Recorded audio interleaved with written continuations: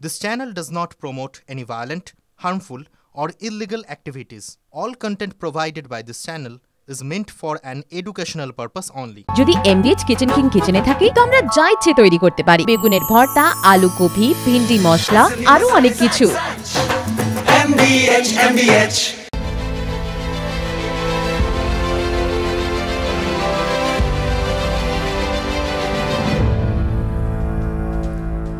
আর এবার নজর রাখতে হচ্ছে টপ 10 ব্রেকিং নিউজে। আজকের বড় খবর, বিশ্বের কোন নেতা অপারেশন সিঁদুর থামাতে বলেননি। সংসদে দাঁড়িয়ে ডোনাল্ড ট্রাম্পের দাবি উড়িয়েছেন প্রধানমন্ত্রী নরেন্দ্র মোদী।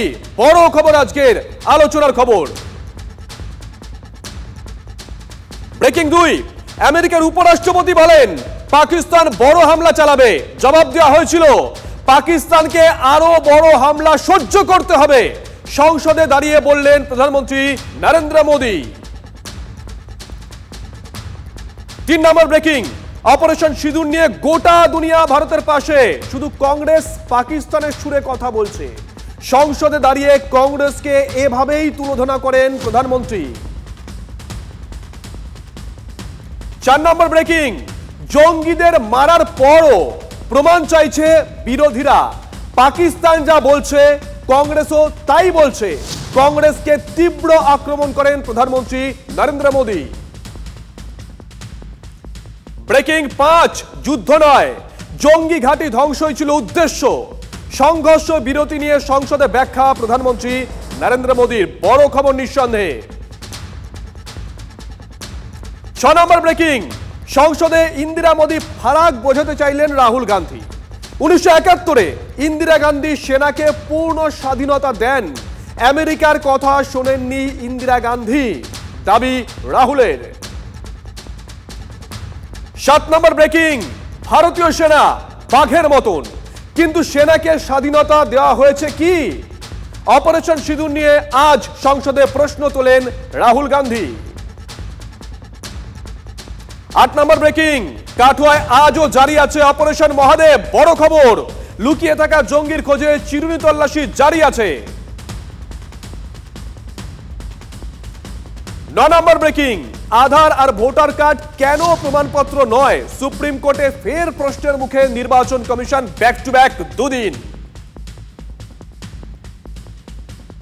10 নম্বর ব্রেকিং, কবি সুভাষ মেট্রো স্টেশনে আপ লাইনে পিলারে ফাটল দেখা দিয়েছে।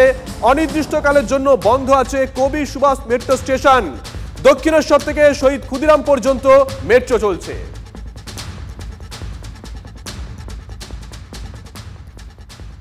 টান টান টেনশন শুধু বিহারের মানুষ নয়, তাকিয়েছিল সারা দেশ। শেষ পর্যন্ত কি বিহারের খসড়া ভোটার তালিকা প্রকাশের অনুমতি পাবে নির্বাচন কমিশন? সংসদে টানা বিক্ষোভ দেখাচ্ছেন বিরোধীরা। আজ চোখ ছিল সুপ্রিম কোর্ট কি বলে সেদিকে, কি রায় দেয় সর্বোচ্চ আদালত। ব্রেকিং নিউজ, 1 আগস্ট বিহারে খসড়া ভোটার তালিকা প্রকাশে কোনো রকম স্থগিতাদেশ দেয়নি সুপ্রিম কোর্ট। বিচারপতি সূর্যকান্ত এবং বিচারপতি জয়মাল্য বাগচির বেঞ্চ বলেছে নির্বাচন কমিশন একটি সাংবিধানিক প্রতিষ্ঠান, আইন মেনেই তাদের চলতে হবে। কমিশনের কাজে কোনো রকম হস্তক্ষেপ নয়। কমিশনের কাজে কোথাও কোনো বিচ্যুতি হলেই আদালত হস্তক্ষেপ করবে। 12-13 আগস্ট পরবর্তী শুনানি। 8 আগস্টের মধ্যে আবেদনকারীদের লিখিত বক্তব্য জমা দিতে হবে। বহু জীবিত ভোটারকে মৃত হিসেবে দেখাচ্ছে কমিশন, এইটা ছিল মামলাকারীদের অভিযোগ। সেটা শুনে ডিভিশন বেঞ্চের বিচারপতিরা বলেন এমন 15 জনকে আপনারা এখানে নিয়ে আসুন তো, তারপরে আমরা দেখছি ব্যাপারটা। আধার কার্ড এবং ভোটার কার্ডকেও পরিচয়পত্র হিসেবে বিবেচনা করতে নির্বাচন কমিশনকে পরামর্শ দিয়েছিল সুপ্রিম কোর্ট এর আগেই, কিন্তু নির্বাচন কমিশন জানিয়ে দিয়েছিল ওই নথি দুটো সহজেই জাল করা যাচ্ছে। তাই ওই 2 নথিতে এখন মান্যতা দিতে নারাজ কমিশন। কেন এই 2 নথিকে কমিশন বিবেচনা করছে না, আজ ফের নতুন করে প্রশ্ন তোলে সুপ্রিম কোর্টের 2 বিচারপতির বেঞ্চ। তাদের মতে কমিশন যে নথিগুলি তালিকায় রেখেছে সেগুলির প্রত্যেকটি কোনো না কোনোভাবে কখনো না কখনো জাল হয়ে যেতে পারে। এক বিচারপতি রবিকান্ত সূর্যকান্ত তিনি বলেছেন যে এমন কোনো ডকুমেন্ট নেই এই পৃথিবীতে যা জাল করা সম্ভব নয়। ফলে এটি আধার কার্ড বা ভোটার কার্ড বাদ দেওয়ার পক্ষে কোনো যুক্তি হতে পারে না। দুই বিচারপতির বেঞ্চ ওই দুটি নথিকে পরিচয়পত্রের তালিকায় অন্তর্ভুক্ত করতে বলেছে। আবার বিচারপতি সূর্যকান্ত এবং বিচারপতি জয়মাল্য বাগচির বেঞ্চের তাৎপর্যপূর্ণ মন্তব্য, গণহারে বাদ দেওয়াটা হচ্ছে, কিন্তু গণহারে নাম অন্তর্ভুক্ত করা আমাদের উদ্দেশ্য হওয়া উচিত, মানে কমিশনের উদ্দেশ্য হওয়া উচিত, গণহারে নাম বাদ দেওয়া নয়। ক্লাসে কোনো একটা ছাত্র অন্যায় করলে, অনেক সময় আমাদের ক্লাসে এরকম হয়েছে যখন ছোট ছিলাম, যে অন্যায়টা করেছে, ধরুন একটু বিচ্ছু ছেলে, সে অন্যায় করে লুকিয়ে পড়েছে, স্যার তখন ব্ল্যাকবোর্ডে লেখাচ্ছেন, ও দেখতে পায়নি, স্যার দেখতে পাননি, এবং অন্যান্য হয়তো দু একজন দেখেছে, বাকিরাও হয়তো দেখতে পায়নি। অনেক সময় মুখ থেকে উদ্ভট আওয়াজ বের করতাম আমরা ক্লাসের মধ্যে, অনেকেই করে থাকেন।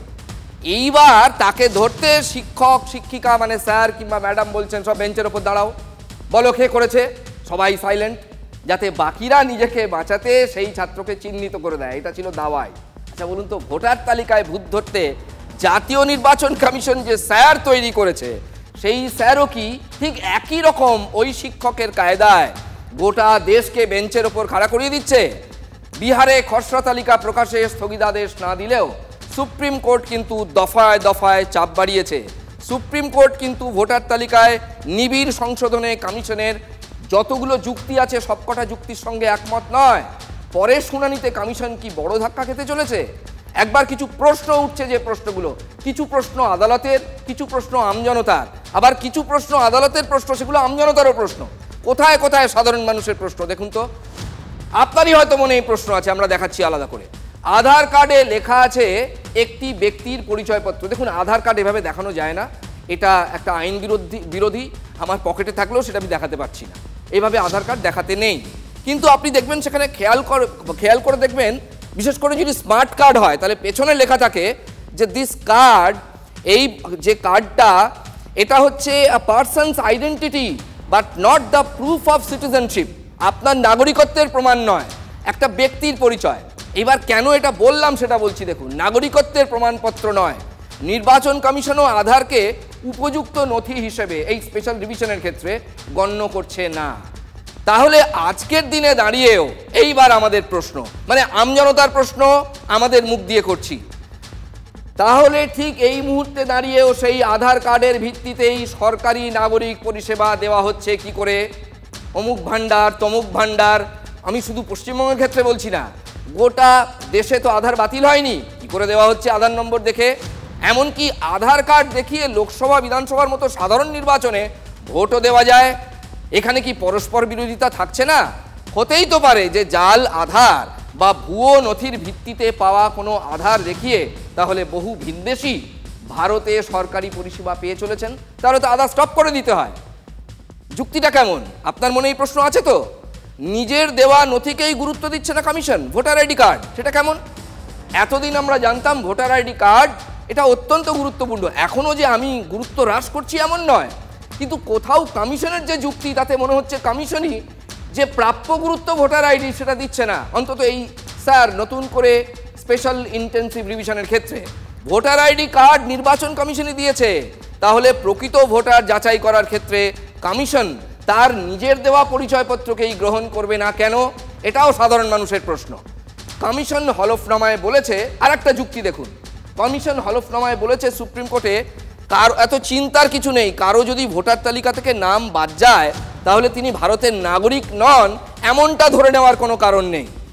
তাহলে আমাদের প্রশ্ন, কমিশন কি মেনেই নিচ্ছে যে অনেক বৈধ নাগরিক শুধু ওই কার্ডটি বা যে 11টা ডকুমেন্ট সেগুলো জোগাড় করতে পারবে না বলে, বা হয়তো কারোর পক্ষে হয়তো ফিজিক্যালি জোগাড় করা সম্ভব নয় বা বাইরে আছে, তার নামটা কাটা চলে যাবে? তাহলে এটা কি ধরনের যুক্তি? সে নাগরিক অথচ ভোটার, অথচ সে ভোট দিতে পারবে না। এতগুলো যুক্তি, এতগুলো প্রশ্ন আপনাদের সামনে আমরা তুলে ধরলাম আপনাকে ভাবনার খোরাক দিতে। ভোটের সময় শোনা যায় ভোট দেবেন কোনখানে? জোড়া ফুলের মাঝখানে কিংবা পদ্ম ফুলের মাঝখানে। ভোট দিন বাঁচতে, তারা হাতুড়ি কাস্তে। হ্যাঁ, সেসব কথা এসব পরের কথা। ভোট দিতে পারবেন না সেই চিন্তাতেই এখন অস্থির আমজনতা, অন্তত একাংশ। টেনশন আরো বাড়িয়ে দিচ্ছে নেতাদের গরমাগরম টক্কর। বাংলায় নাম বাদ দিয়ে দেখুন। হ্যাঁ, মমতা ব্যানার্জি শুনে রাখুন, বিহারে যদি 52 লাখ হয় তো এইখানে তো তার ডবল হবে, 1 কোটির বেশি হওয়া উচিত, 1,25,00,000 বলেছি। নাম কাটা যাবে কাদের? বাংলাদেশি মুসলমান অনুপ্রবেশকারী।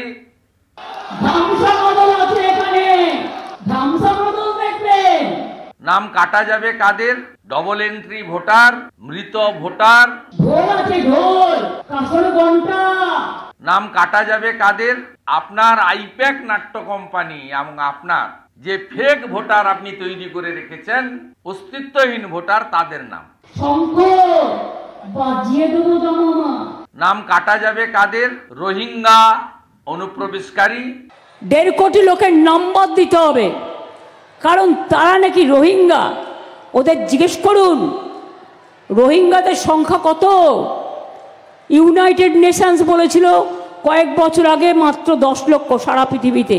যারা মায়ানমার থেকে কক্সবাজারে এসে রিলিফ ক্যাম্পে ছিলেন, খোলা বর্ডার দেখে নেপাল এবং বাংলাদেশ দিয়ে গোটা ভারতে ছড়িয়ে পড়েছেন মূলত মমতা বন্দ্যোপাধ্যায়ের আনুকূল্যে। কারণ এই মমতা বন্দ্যোপাধ্যায় 2017 সালে, আজকে যে এক্স তখন টুইট ছিল নাম, তাতে তিনি পোস্ট করেছিলেন যে মানবিক কারণে রোহিঙ্গাদের পাশে আমি আছি। ছোটবেলায় গল্প পড়েছিলাম যে রাক্ষসের প্রাণ কৌটোর মধ্যে ভোমরা থাকতো, সেই ভোমরার মধ্যে থাকতো। তৃণমূল কংগ্রেসের এই রোহিঙ্গা বাংলাদেশ অনুপ্রবেশকারী, এদের মধ্যে হচ্ছে তৃণমূল কংগ্রেসের ভোটে যেটা প্রাণ শক্তিটা লুকিয়ে আছে, সেই জন্য এত লাফালাফি করছে। এই যে তরজা দেখাচ্ছি আপনাদের, এই তরজা কিন্তু ধারাবাহিকভাবে চলছে, একদম সোপ সিরিয়ালের মতো। আরো তরজা আছে দেখুন। এবং বিএলওরা পড়ছেন মহাপাপরে। বিএলও মানে যাদের নাম তুলতে হবে বা যাদের নাম বাদ দিতে হবে। মমতা বন্দ্যোপাধ্যায় একদিকে বলছেন যে আপনি কিন্তু রাজ্য সরকারি কর্মচারী ভুলে যাবেন না, ওদিকে শুভেন্দু অধিকারী বলছে যে এই বিএলওগুলোর মাধ্যমেই কোথাও কোথাও এদেরকে, মানে যারা অস্থায়ী কর্মী, পঞ্চায়েতের অস্থায়ী কর্মী, হ্যাঁ, তাদেরকে ঢুকিয়ে দেওয়া হচ্ছে বিএলও হিসাবে। গেল রব তুলছেন। সুতরাং মাঝখানে পড়েছে বিএলও। দেখুন, ডবল ইঞ্জিনের নেতারা বলছে 1.5 কোটি নম্বর দিয়ে দাও সব রোহিঙ্গা। এটা হচ্ছে বিজেপি এজেন্সি, নামটাও আমি জানি কারা করছে। বাংলায় নাম বাদ দিয়ে দেখুন। আপনারা বিএলও যেসব লিস্ট করেছেন, বিএলওদের কাছে আমার অনুরোধ থাকবে ভোটার লিস্ট থেকে কারো নাম যেন বাদ না যায় সেটা দেখার। বিএলওকে বলবেন যে কেন বাদ গেল, জবাব দাও। মমতা বন্দ্যোপাধ্যায় সরাসরি থ্রেট করছে। বিএলওদের অ্যাপয়েন্টমেন্ট দেয় ইলেকশন কমিশন। ইলেকশন কমিশনের স্বাভাবিক কাজে যদি কোনো রাজনৈতিক নেতা নেত্রী বাধা দেন, ইলেকশন কমিশনের উচিত তার বিরুদ্ধে সংবিধান এবং আইন অনুযায়ী ব্যবস্থা গ্রহণ করা। একই কথা শুনিয়া যে মন্থরার মুখে আপনারাই তো হুমকি দিয়ে বেড়ান, আপনারাই তো হুমকি কালচারে চলেন, তো সেটা নিয়ে আবার নাটক করছেন কেন? পশ্চিমবঙ্গ সরকারের নিজের যদি ভয় না থাকে, তাহলে পশ্চিমবঙ্গে একটা ভোটারেরও ভোটের অধিকার হনন করে নেওয়ার ক্ষমতা নির্বাচন কমিশনের হবে না। বিভিন্ন জায়গায় বিডিওরা, এসডিওরা তৃণমূল কংগ্রেসের সঙ্গে বসে পার্মানেন্ট নেচারের এমপ্লয়ি থাকা সত্ত্বেও বিএলও হিসেবে তৃণমূল কংগ্রেসের ক্যাডারদেরকে করেছে। এমনকি 26,000 চাকরিচ্যুত লোকজনকেও কোথাও কোথাও বিএলও হিসেবে অ্যাপয়েন্ট করেছে। যেটা হচ্ছে সব রাজ্যে যা হয়, যে পদ্ধতিতে হয় সেই রাজ্যে, এই রাজ্যেও সেই পদ্ধতিতেই হবে। নতুন করে ভোটার লিস্ট তোলার নামে এনআরসি চালু করার ব্যবস্থা করা হচ্ছে। আমি মুখ্যমন্ত্রীকে এবং তার সরকারকে বলবো, দয়া করে এসআইআর বলুন, এনআরসি বলবেন না। আপনি 19 সালেও সিএ কে এনআরসি বলে অনেক ক্ষতি করেছেন, বাংলার অনেক মানুষের ক্ষতি করেছেন। দয়া করে এই কাজটা করবেন না। আর এখানে এনআরসি আমি বেঁচে থাকতে করতে দেব না। মুখ্যমন্ত্রীকে আবার বলবো, আপনি গুজব ছড়াচ্ছেন। আপনি গুজব ছড়িয়ে 19 সালে হাজারদুয়ারি পুড়িয়েছেন। আপনি 19 সালে শামসিতে রেল লাইন উপড়েছিলেন, বেলডাঙ্গা রেজিনগরের স্টেশন পুড়িয়েছিলেন। আপনার উস্কানিতে 37টা বাস জ্বলেছিল সাঁতরাগাছিতে। আপনি সিএ কে এনআরসি বলে বাংলাকে আগুন লাগিয়ে দিয়েছিলেন। একটা পুরো ট্রেন জ্বলে গেছিল হাজারদুয়ারিতে। বিষাক্তদের কাছ থেকে দূরে থাকুন, এরা ভয়ঙ্কর। এর মধ্যেই একেবারে কাগজপত্র দেখিয়ে বিরোধী দলনেতা শুভেন্দু অধিকারী দাবি করছেন বারুইপুর পূর্ব এবং ময়না বিধানসভা কেন্দ্রে জাল ভোটারের লিস্ট তাঁদের হাতে, মানে শুভেন্দুবাবুদের হাতে।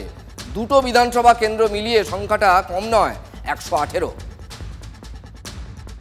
দুটো বিধানসভার ফেক ভোটারের তালিকা আমরা পেয়েছি।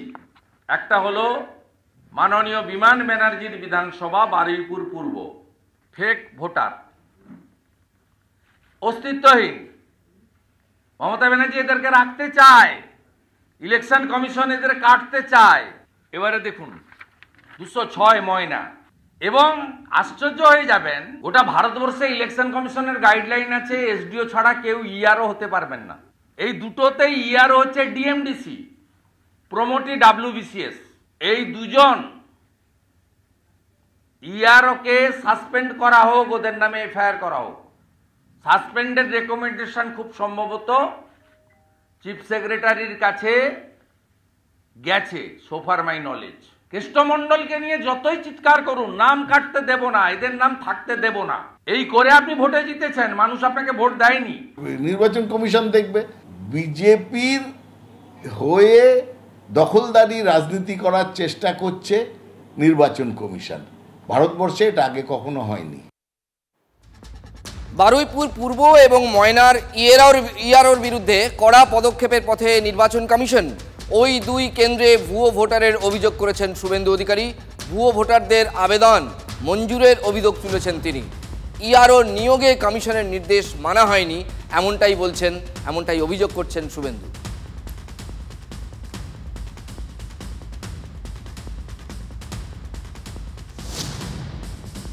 বিপদ কি আর বলে কয়ে আসে? তবে বাংলার ঘরে এখন বিপদ, সেই বিপদের কথাই রোজ বলছেন মুখ্যমন্ত্রী। তিনি বলছেন বিপদ।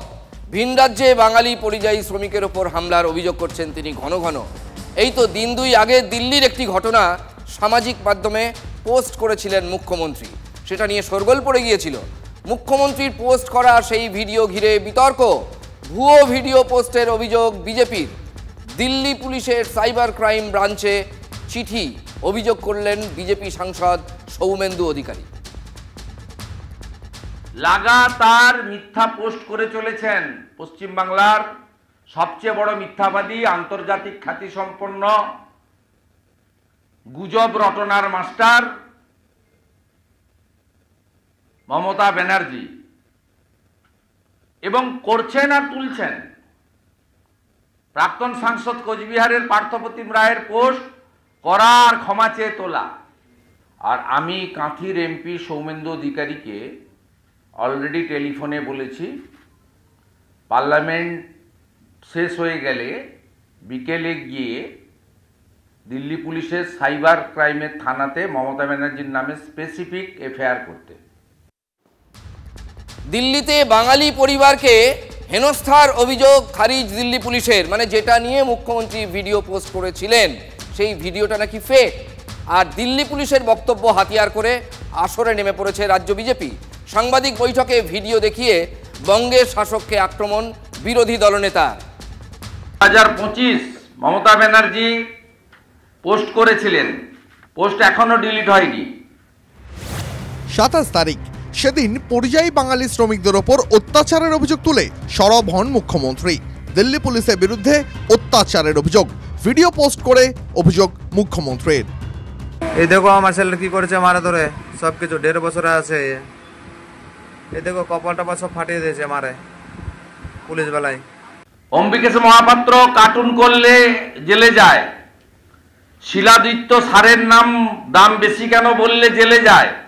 কিন্তু মমতা বন্দ্যোপাধ্যায়ের গুজবের পরে প্রমাণিত দিল্লি পুলিশের ডিসি তিনি বলেছেন, इसमें टेक्निकल और लोकल इंटेलिजेंस के आधार पर हमने जितनी भी इसमें सीसीटीवी ट्रेल्स थी और इसमें सीडीआर एनालिसिस के तहत हमने इसमें काफी एविडेंसेस गैदर किए और उन एविडेंस के आधार पर ये पता लगा कि ये सारी जो कहानी जो इस लेडी ने बताई वो बेबुनियाद है, इसमें कोई फैक्ट्स था ही नहीं।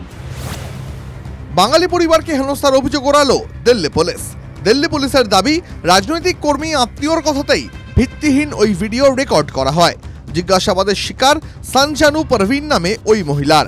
দিল্লি পুলিশের আরও দাবি, পরিযায়ী পরিবারের ওপর পুলিশ অত্যাচারের অভিযোগ ভিত্তিহীন। আর দিল্লি পুলিশের বক্তব্যকে হাতিয়ার করেই তৃণমূলকে আক্রমণে বিজেপি। দুর্ভাগ্যের বিষয় এটাই যে একজন বাঙালি হিসেবে, পশ্চিমবঙ্গবাসী হিসেবে এই দিল্লিতে যখন আছি, তখন দিল্লি পুলিশ আমাদের রাজ্যের মুখ্যমন্ত্রী সত্যের অপলাপ করছেন, এটা প্রেস কনফারেন্স করে বলছে। শাজনুর পারভিন তার আত্মীয় মালদায় যিনি থাকেন, তিনি তৃণমূল কংগ্রেসের সক্রিয় কর্মী এবং নেতা। তার প্ররোচনায় এই পারভিন ম্যাডাম তার ছেলেকে নিয়ে এই পুরো গল্পটা ফাঁদে। একজন মালদায় বসে চক্রান্ত করছে। ওই সঞ্জুনা পারভিন সে বাড়ি থেকে বেড়াতে বেরিয়ে, বাড়ির মালিক যে বাড়িতে ভাড়া থাকে সে বলছে। সিসিটিভিতে দেখা যাচ্ছে যে পারভিন ম্যাডাম তার ছেলেকে নিয়ে একা একাই বেরোচ্ছেন স্বইচ্ছায়, অর্থাৎ ওখানে কোনো পুলিশ কর্মী তার বাড়িতে যায়নি। মাননীয় মুখ্যমন্ত্রীকে আজকে আমি প্রশ্ন করতে চাই যে বাঙালিদের উপর অত্যাচার, বাচ্চার উপরে অত্যাচার বলছেন, আর আপনি এতটা নিচে নেমে গেছেন। অল আউট আক্রমণে বিজেপি, আর ওদিকে বীরভূমে দাঁড়িয়ে চড়া সুর মুখ্যমন্ত্রীর গলায়। বলেছিলাম না, ওই বাচ্চাটার কথা আমি বলেছিলাম, ওদের কালকে সব একটার পর একটা থানায় নিয়ে যাওয়া হয়েছে। আমি কাল মিটিংয়ে দাঁড়িয়ে বলেছিলাম, পুলিশ তাদের এই থানা থেকে ওই থানা, ওই থানা থেকে এই থানা নিয়ে যাচ্ছে, কবে মিসিং করে দেবে যাতে ওদের পাত্তা না পাওয়া যায়, তারপরে বলবে এটা ফেক। কাল মিটিংয়ে দাঁড়িয়ে বলেছিলাম, রেকর্ড চেক করুন এবং ওদের থ্রেট করা হবে। হয়েছে সেটাই। জেনে গেছে জনতা মিথ্যাবাদী Mamata, the great liar of our state. Delhi police বলছে এই ভিডিওটা ফেক, অর্থাৎ মুখ্যমন্ত্রীর পোস্ট করা ভিডিও ফেক। মুখ্যমন্ত্রী কিন্তু তার অবস্থানেই অনড়। এবং মিথ্যা রটানোর ক্ষেত্রেও আন্তর্জাতিক মানের যদি কোনো পুরস্কার থাকে, সেটা পাওয়ার যোগ্যতা একমাত্র মমতা ব্যানার্জি রাখেন। আমরা চাইবো তারা ফিরে আসুক, আমরা চাইবো ফিরে আসুক। বাদ বাকিটা কে মিথ্যে বলছে আর কে সত্য বলছে, সে তো সত্যি কথাই প্রমাণিত হয়ে যাবে। গত কয়েকদিন ধরে লাগাতার মিথ্যা পোস্ট করে চলেছেন পশ্চিমবাংলার সবচেয়ে বড় মিথ্যাবাদী, আন্তর্জাতিক খ্যাতিসম্পন্ন গুজব রটনার মাস্টার মমতা ব্যানার্জি, এবং করছেন আর তুলছেন। ভুয়ো ভিডিও, ফেক ভিডিও, এগুলো বিরোধীরা হচ্ছে বিশেষজ্ঞ।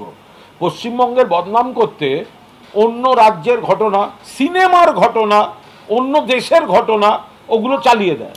আমরা ওসব করি না। দিল্লি পুলিশের কাছে দাবি করব অবিলম্বে মমতা বন্দ্যোপাধ্যায়ের বিরুদ্ধে সাইবার অ্যাক্ট অনুযায়ী ব্যবস্থা নেওয়ার জন্য। আর বাস্তব হচ্ছে সব জায়গায় বাংলাভাষী ভারতীয়দের উপর এই আক্রমণটা হচ্ছে। এরপর আমাদের কাছে খবর আসছে যে খুব অস্বস্তিতে পড়ে গিয়ে ভাজপা, বিজেপি তারা পুলিশ প্রশাসনকে ব্যবহার করে এটা ধামাচাপা দেওয়ার চেষ্টা করছে। আমি কাঁথির এমপি সৌমেন্দু অধিকারীকে অলরেডি টেলিফোনে বলেছি দিল্লি পুলিশের সাইবার ক্রাইমের থানাতে মমতা ব্যানার্জির নামে স্পেসিফিক এফআইআর করতে। যখন রাজবংশী হিন্দু উত্তম কুমার ব্রজবাসী দিনাটা, তাকে নোটিশ ধরানো হচ্ছে, মতুয়া অন্য রাজ্যে গিয়ে হয়রানি হচ্ছে, তখন এই সৌমেন্দু অধিকারী বা বিজেপির কোনো নেতাকে তাদের পাশে পাওয়া যায় না। বিজেপির পাপ ঢাকার ছুতো তৈরির নাটকে দেখুন এরা সব কুশীলভ হয়ে নেমে পড়েছে। এই মুহূর্তে কলকাতা শহরের সবথেকে বড় সিভিক স্টোরি কি বলুন তো? অবশ্যই একটা মেট্রো স্টেশন পরিষেবা বন্ধ হয়ে যাওয়া। কবি সুভাষ মেট্রো স্টেশনের কথা বলছি, বন্ধ হয়ে গেল সেখানে পরিষেবা। কেউ জানে না যে কতদিনের জন্য, এটা অনির্দিষ্টকালের জন্য। সেখানে ফাটল বিপর্যয় বড় বিপদ ডেকে এনেছে।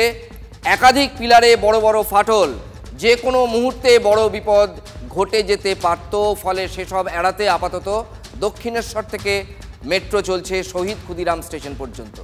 একইভাবে শহীদ ক্ষুদিরাম থেকেই ছাড়বে মেট্রো। কবি সুভাষ আপাতত বাদ।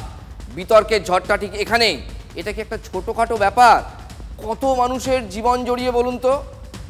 আগে আমরা কিন্তু কলকাতা মেট্রোয় টুকটাক অনেক বিপর্যয় শুনেছি, কিন্তু দরজা খুলে যাওয়া, একজনের সেই হাত বাদ চলে যাওয়া, এসব শুনেছি, কিন্তু কখনো এইরকম শুনিনি।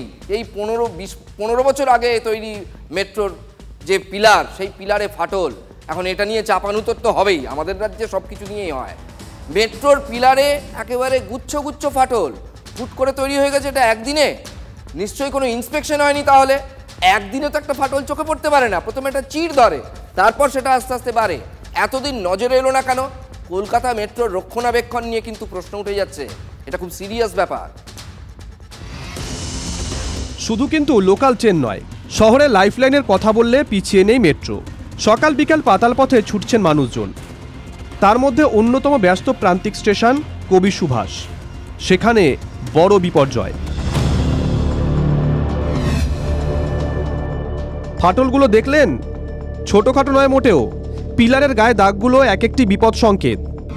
হঠাৎ একদিন সকালে উঠে সেটা দেখতে পেলেন মেট্রো কর্তারা।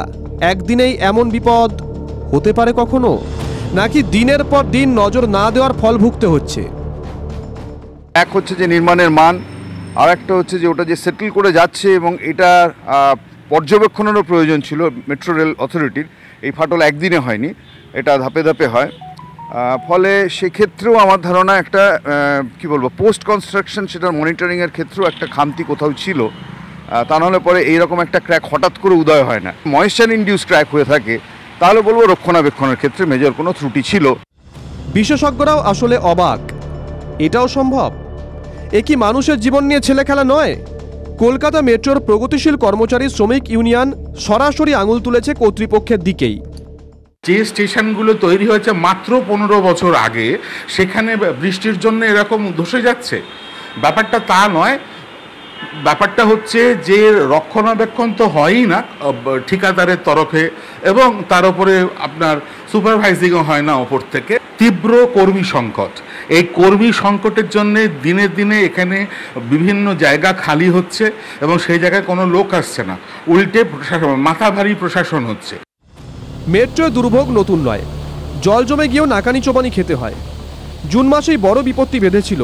প্রচণ্ড বৃষ্টির কারণে চাঁদনি চক ও সেন্ট্রাল স্টেশনের মাঝের লাইনে জল জমে যায়।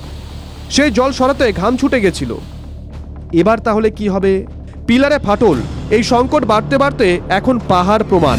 তারপর ঘুম ভাঙল কর্তৃপক্ষের, যখন মেট্রো পরিষেবায় সাময়িক বন্ধ করে দিতে হচ্ছে।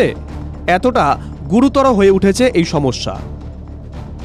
মেট্রো স্টেশনে ঢোকবার যে রাস্তা সেটা কিন্তু বন্ধ করে দেওয়া হয়েছে এবং এখানে কিন্তু পরিষ্কার লেখা রয়েছে কবি সুভাষ স্টেশন টেম্পোরারি ক্লোজ, এবং সেটার মূলত কারণ হচ্ছে 4টি পিলার, অর্থাৎ 11 নম্বর, 16 নম্বর, 17 নম্বর এবং 21 নম্বর যে পিলার, সেই পিলারেই কিন্তু ফাটল দেখা দেয় গতকাল রাত্রিবেলায়। তার জন্য সমস্ত ট্রেন মেট্রো কিন্তু ক্ষুদিরাম থেকে চলছে এবং কবে এই পরিষেবা স্বাভাবিক হবে সেটা নিয়ে কিন্তু প্রশ্ন উঠছে। এই যে ব্রেক জার্নি হচ্ছে, এইটা ক্ষুদিরাম আসতে হবে শুধু তাই না, এই দেখুন এর জন্য প্রচুর জ্যাম হচ্ছে, যেটা নিত্য প্রয়োজন, মানে লোকদের অসুবিধা হয়ে যায়। এই দিক থেকে রেগুলার যাই, এছাড়া তো আর কোনো উপায় নেই। তাহলে এখন এই শহীদ ক্ষুদিরাম ছাড়া আর বিকল্প নেই। নাকি অসুবিধা হচ্ছে, আবার ফিরতে অসুবিধা হয়ে যাচ্ছে রাত্রিবেলা। আবার এখন দেখুন কি কোথায় গাড়ি রাখবো, কি করবো, বলছে কবে হবে বলা যাবে না। প্রবলেম হয়েছে, ওরা এখন চালাতে পারবে না, তো ক্ষুদিরাম পর্যন্ত চলছে।